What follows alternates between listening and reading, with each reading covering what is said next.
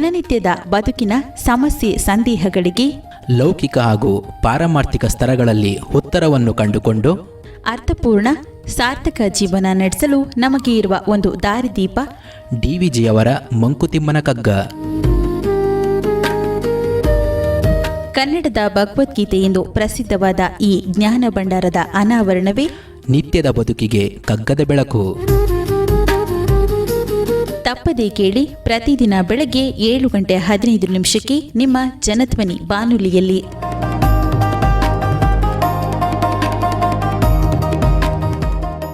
ಆತ್ಮೀಯ ಶ್ರೋತೃಗಳಿಗೆ ನಮಸ್ಕಾರ, ಸುಪ್ರಭಾತ. ಡಿವಿಜಿರವರ ಮಂಕುತಿಮ್ಮನ ಕಗ್ಗದ ಅಧ್ಯಯನ ನಿತ್ಯದ ಬದುಕಿಗೆ ಕಗ್ಗದ ಬೆಳಕು, ಈ ಕಾರ್ಯಕ್ರಮವನ್ನು ಇವತ್ತು ಮುಂದುವರ್ಸೋಣ. ಅಣುಭೂತ ಭೂಗೋಳ ತಾರಾಂಬರಾದಿಗಳನ್ ಅಣಿ ಮಾಡಿ ಬಿಗಿದು ನಸು ಸಡಿಲವಂ ಇರಿಸಿ ಕುಣಿಸುತ್ತಿರುವನು ತನ್ನ ಕೃತಿ ಕಂತುಕವನ್ ಅದರೊಳ್ ಅಣಗಿದ್ದು ಪರಬೊಮ್ಮ ಮಂಕುತಿಮ್ಮ.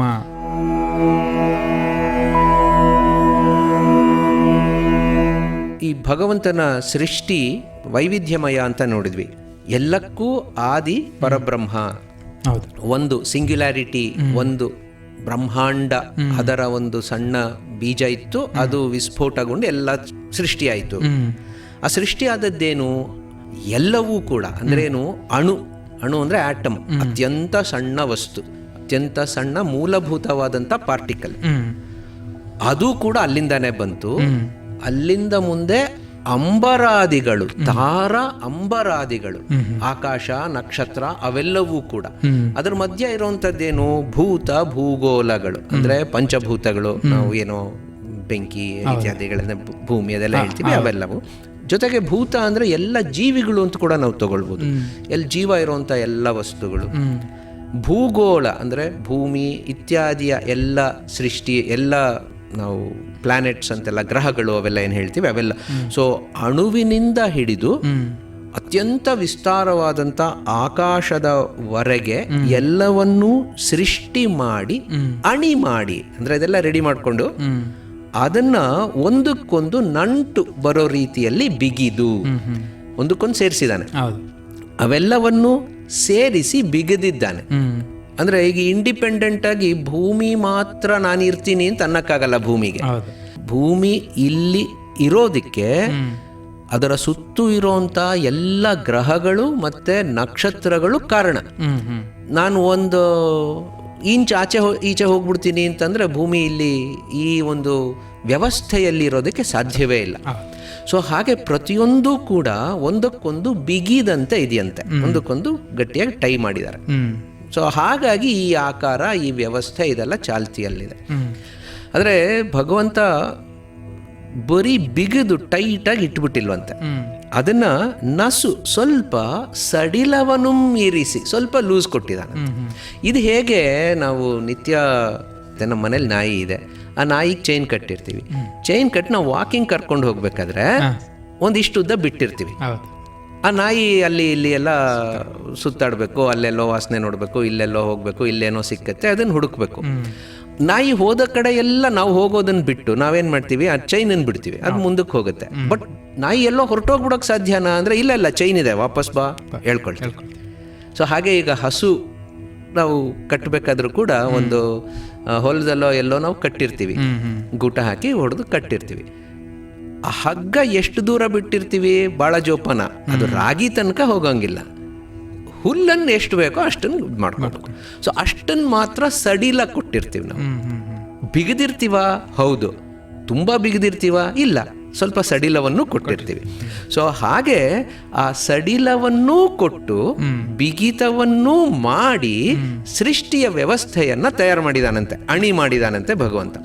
ಹಾಗಾಗಿ ಇಲ್ಲಿ ಎರಡೂ ಇದೆ. ಒಂದು ನಿಯಮಾನುಸಾರ ನಡಿಲೇಬೇಕು ಅನ್ನೋಂಥ ಕಟ್ಟಲೆನೂ ಇದೆ, ಆದರೆ ನನಗೆ ವ್ಯಕ್ತಿಗತವಾದಂಥ ಸ್ವಲ್ಪ ಸ್ವಾತಂತ್ರ್ಯವೂ ಇದೆ. ಆ ಸ್ವಾತಂತ್ರ್ಯ ಎಷ್ಟರ ಮಟ್ಟಿಗಪ್ಪ ಅಂದರೆ ಈ ಚೌಕಟ್ಟನ್ನು ಮೀರಿ ನಾನು ಹೋಗೋಕ್ಕಾಗಲ್ಲ. ಆ ಚೌಕಟ್ಟು ಹೇಗಿದೆಯಪ್ಪ ಅಂತಂದರೆ ನನ್ನನ್ನು ಉಸಿರುಗಟ್ಟಿಸೋಷ್ಟು ಟೈಟಾಗೂ ಇಲ್ಲ. ಸೊ ಹಾಗಾಗಿ ಈ ಅನ್ಯೋನ್ಯತೆ ಇದೆ. ಸೊ ಹಾಗೆ ವ್ಯವಸ್ಥೆಯನ್ನು ಮಾಡಿ ಭಗವಂತ ಈ ಎಲ್ಲ ಜಗತ್ತನ್ನು ಆಟ ಆಡಿಸ್ತಾ ಇದ್ದಾನೆ, ಕುಣಿಸ್ತಾ ಇದ್ದಾನೆ. ಇಲ್ಲಿ ಇನ್ನೊಂದು ಸ್ವಾರಸ್ಯಕರವಾದಂಥ ಒಂದು ಉಪಮೆಯನ್ನು ಕೊಡ್ತಾರೆ, ಹೋಲಿಕೆಯನ್ನು. ಕಂತುಕ ಅಂದರೆ ಬಾಲ್, ಬಾಲ್ ಆಡಿಸ್ತಾ ಇದ್ದಾನಂತ. ನಾವು ಚಿಕ್ಕವರಾಗಿದ್ದಾಗ ಒಂಥರ ಬಾಲ್ ಬರ್ತಾ ಇತ್ತು, ಅದು ರಬ್ಬರ್ ಬಾಲು.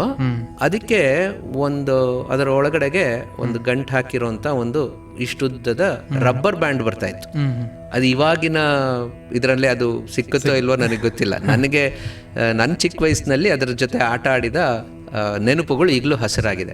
ಅದು ಹೇಗೆ ಅಂದರೆ ಆ ರಬ್ಬರ್ ಬ್ಯಾಂಡನ್ನು ನಾವು ಒಂದು ಕೈಯಲ್ಲಿ ಹಿಡ್ಕೊಂಡು ಇನ್ನೊಂದು ಕೈಯಿಂದ ಬಾಲನ್ನು ಎಸೆದ್ರೆ ಬಾಲ್ ದೂರ ಹೋಗುತ್ತೆ, ಆದರೆ ಈ ರಬ್ಬರ್ ಬ್ಯಾಂಡ್ ನನ್ನ ಕೈಲೇ ಇರುತ್ತೆ. ಅದು ಎಷ್ಟು ದೂರನೇ ಹೋದ್ರೂ ವಾಪಸ್ ನನ್ನ ಹತ್ರಕ್ಕೆ ರಬ್ಬರ್ ಬ್ಯಾಂಡಿದು ಹೇಳ್ಕೊಳ್ಳುತ್ತೆ, ಬಾಲನ್ನು ಹೇಳ್ಕೊಳ್ಳುತ್ತೆ. ಸೊ ಹಾಗೆ ಹಿಂಗೆ ಎಸೆಯೋದು ತಿರ್ಗಾ ಆಟೋಮ್ಯಾಟಿಕ್ಕಾಗಿ ಅದು ನನ್ನ ಹತ್ರಕ್ಕೆ ಬರುತ್ತೆ, ಆಟೋಮ್ಯಾಟಿಕ್ಕಾಗಿ ನನ್ನ ಹತ್ರಕ್ಕೆ ಬರುತ್ತೆ. ಸೊ ಹಾಗೆ ನಾನು ಬಾಲನ್ನು ಎಸೆದ್ರೂ ಕೂಡ ಅದನ್ನು ವಾಪಸ್ ನನ್ನ ಕಡೆಗೆ ಎಳ್ಕೊಳ್ಳುವಂಥ ಶಕ್ತಿ ನನ್ನಲ್ಲಿದೆ. ಯಾಕೆ? ಆ ರಬ್ಬರ್ ಬ್ಯಾಂಡು ನನ್ನ ಕೈನಲ್ಲಿದೆ. ಸೊ ಆ ಬಾಲು ಮತ್ತು ರಬ್ಬರ್ ಬ್ಯಾಂಡು ಹೇಗೆ ನಾನು ವ್ಯವಸ್ಥೆ ಮಾಡಿದ್ದೀನಪ್ಪ ಅಂದರೆ ಅದರ ಒಳಗಡೆ ಇರೋಂಥ ಯಾವುದೋ ಒಂದು ಅಡ್ಜಸ್ಟ್ಮೆಂಟು ಅದನ್ನು ನನ್ನ ಹತ್ರಕ್ಕೆ ವಾಪಸ್ ಎಳ್ಕೊಂಬರುತ್ತೆ.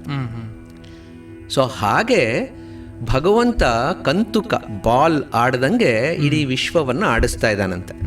ಅದರಲ್ಲೂ ಇದೇ ಥರ ಒಂದು ರಬ್ಬರ್ ಬ್ಯಾಂಡ್ ಇದೆ. ಆಚೆ ಈಚೆ ಯಾರಾದರೂ ಹೋದರೆ ನೀನು ವಾಪಸ್ ಬಾ ಅಂತ ಹೇಳ್ಕೊಳ್ಳೋ ಅಂತ ಒಂದು ಶಕ್ತಿ ಇದೆ. ಆ ಶಕ್ತಿ ಹೇಗೆ? ಹೊರಗಡೆ ಇರುವಂಥ ರಬ್ಬರ್ ಬ್ಯಾಂಡಾ ಅಂತಂದರೆ ಅಲ್ಲ, ಅದರ ಒಳಗೆ ಅಣಗಿರೋಂಥ ಒಂದು ಶಕ್ತಿ. ಅದು ಯಾರು ಅಂತಂದರೆ ಅದು ಕೂಡ ಪರಬ್ರಹ್ಮನೇ. ಸೊ ಹೊರಗಡೆ ಇರೋಂಥ ಬಾಲ್ ಪರಬ್ರಹ್ಮ, ಅದನ್ನು ಹಿಡಿದು ನನ್ನ ಕಡೆಗೆ ತಿರ್ಗಾ ವಾಪಸ್ ಎಳೆಯುವಂಥ ರಬ್ಬರ್ ಬ್ಯಾಂಡು ಅದೂ ಕೂಡ ಪರಬ್ರಹ್ಮನೇ. ನಾಯಿ ಕರ್ಕೊಂಡು ಹೋಗ್ತಾ ಇರುವಾಗ ನಾಯಿಯೂ ಪರಬ್ರಹ್ಮನೇ, ಆದರೆ ಅದು ಆಚೆ ಈಚೆ ಎಲ್ಲಾದರೂ ಹೋದಾಗ ಅದನ್ನು ನಾನು ಎಳಿತೀನಲ್ಲ, ಆ ಚೈನೂ ಕೂಡ ಪರಬ್ರಹ್ಮನೇ. ಸೊ ಹಾಗೆ ಒಳಗೆ ಹೊರಗೆ ಇಡೀ ಎಲ್ಲದರಲ್ಲೂ ವ್ಯಾಪಿಸಿ ಒಂದು ಕಟ್ಟಳೆ, ಒಂದು ನಿಯಮ ಅದನ್ನು ಮಾಡಿ, ಆ ನಿಯಮ ಯಾರನ್ನೂ ತುಂಬ ಬಂಧಿಸದಂತೆ, ಬಿಗಿಸದಂತೆ ಸ್ವಲ್ಪ ಮಟ್ಟಿಗೆ ಸಡಿಲ ಕೊಟ್ಟು ನನಗನ್ನಿಸ್ಬೇಕು, ಹೌದಪ್ಪ ನಾನೂ ಕೂಡ ಏನೋ ಒಂದು ನನ್ನದೇ ಆದಂಥದ್ದನ್ನು ಸೃಷ್ಟಿಸ್ಕೊಳ್ತೀನಿ, ನನ್ನದೇ ಆದಂಥ ಒಂದು ವ್ಯಕ್ತಿತ್ವವನ್ನು ನಾನು ಇಟ್ಕೊಳ್ತೀನಿ ಅಂತ ನನಗೆ ಅನ್ನಿಸ್ಬೇಕು. ಆಗ ನನ್ನ ಚೈತನ್ಯಕ್ಕೆ ಒಂದು ಸಾರ್ಥಕತೆ ಬರುತ್ತೆ ಅಲ್ವಾ? ಸೊ ಹಾಗೆ ಭಗವಂತ ನಮಗೆ ಆ ಸ್ವಾತಂತ್ರ್ಯವನ್ನು ಕೊಟ್ಟಿದ್ದಾನೆ. ಆದರೆ ಇದನ್ನು ಮೀರಬೇಡಪ್ಪ ಅಂತನ್ನುವಂಥ ಒಂದು ರೂಲ್ಸ್ನು ಕೂಡ ಮಾಡಿದ್ದಾನೆ. ಇದು ನಮ್ಗೆ ಬಹಳ ಮುಖ್ಯವಾದಂಥ ಒಂದು ಮೇಲ್ಪಂಕ್ತಿ. ನಾವು ಕೂಡ ಬೇರೆಯವ್ರ ಜೊತೆ ವ್ಯವಹರಿಸುವಾಗ ಇದನ್ನು ನಾವು ನೆನ್ಪಿಟ್ಕೊಂಡಿರ್ಬೇಕು. ಬಿಗಿ ಮಾಡಬೇಕು ನಿಜ, ಆದರೆ ಅದು ವ್ಯಕ್ತಿಯ ಸ್ವಾತಂತ್ರ್ಯಕ್ಕೆ ಧಕ್ಕೆ ಬರೋ ರೀತಿಯಲ್ಲಿ ಆಗಬಾರ್ದು. ಸ್ವಾತಂತ್ರ್ಯ ಕೊಡಬೇಕು ನಿಜ, ಆದರೆ ಅದು ಸ್ವೇಚ್ಛೆಯಾಗಬಾರ್ದು.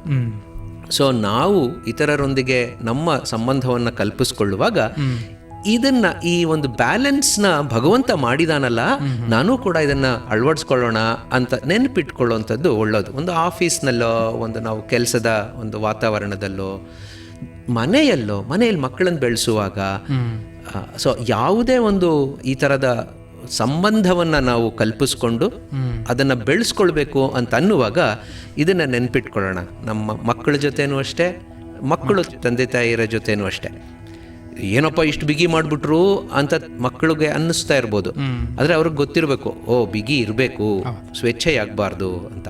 ಹಾಗೆ ತಂದೆ ತಾಯಿರಿಗೂ ಈ ಬಿಗಿತವೇ ಜಾಸ್ತಿ ಮಾಡುವಂಥ ಒಂದು ಟೆಂಡೆನ್ಸಿ ಇರುತ್ತೆ. ಅದನ್ನು ಬಿಟ್ಟು ಮಕ್ಕಳಿಗೆ ಒಂದು ಸ್ವಲ್ಪ ಅವಕಾಶವನ್ನು ಕೊಟ್ಟಾಗ, ಅರ್ಥ ಮಾಡಿಕೊಂಡಾಗ, ಅಂದರೆ ಬಿಗಿತವೂ ಇರಬೇಕು, ಸ್ವಾತಂತ್ರ್ಯವೂ ಇರಬೇಕು ಅನ್ನೋಂಥದ್ದನ್ನು ಅರ್ಥ ಮಾಡಿಕೊಂಡಾಗ ಆಗ ಜೀವನ ಹಸನಾಗುತ್ತೆ. ಯಾಕೆ ಅಂದರೆ ಭಗವಂತನ ಸೃಷ್ಟಿಯಲ್ಲಿರೋಂಥ ನಿಯಮವೇ ಅದು. ಬಿಗಿತವೂ ಇರಬೇಕು, ಸಡಿಲವೂ ಇರಬೇಕು. ಇದನ್ನು ನಾವು ನೆನಪಿಟ್ಕೋಬೇಕು.